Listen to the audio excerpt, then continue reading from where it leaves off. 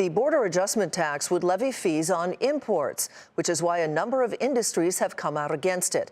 But it's not just big business that's concerned, but small business as well. Kate Rogers has our story. As the battle over tax reform continues in Washington, some small retailers like Richmond, Virginia-based Ledbury are focused on a key proposal in the House Republican tax plan, the Border Adjustment Tax, or BAT.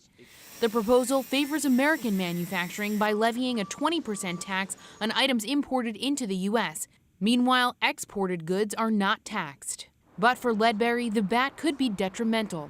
The startup sells high-end men's dress shirts, ties, and more online and in its store. But only 2% of its products are manufactured in the U.S. The other 98% are made in Europe. For our business, that $145 shirt that we make from Italian fabrics that we sew in Poland, that's going to have additional 20% tax on top of it when we bring it into the country. Now, I think some people might say, hey, 20%, that's not a huge deal. But what not everybody realizes is we're already paying a huge amount of duties to bring these shirts into the country. Tribble says shifting production to the U.S. would be too costly, and finding a cheaper manufacturer in Asia would cost them quality. So the startup's options are to raise prices or cut hours for workers.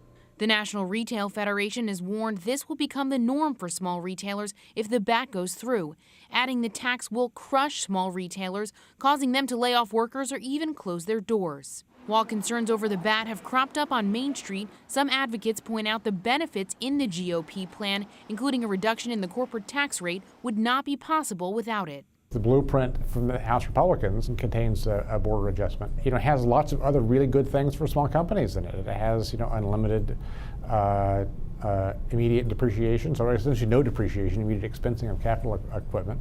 It has lower tax rates. It has an elimination of the estate tax. So that's the other element of this. You can't look at a border adjustment all on its own. It's not a proposal all by itself. It's within the context of larger tax reform. At Ledbury, Tribble is hopeful lawmakers will listen to the concerns from retailers big and small before implementing such a major change. This theory is relatively new, it's untested, and I think it's something that we really need to think about before dramatically changing sort of the supply chains and the businesses in this country. For Nightly Business Report, I'm Kate Rogers.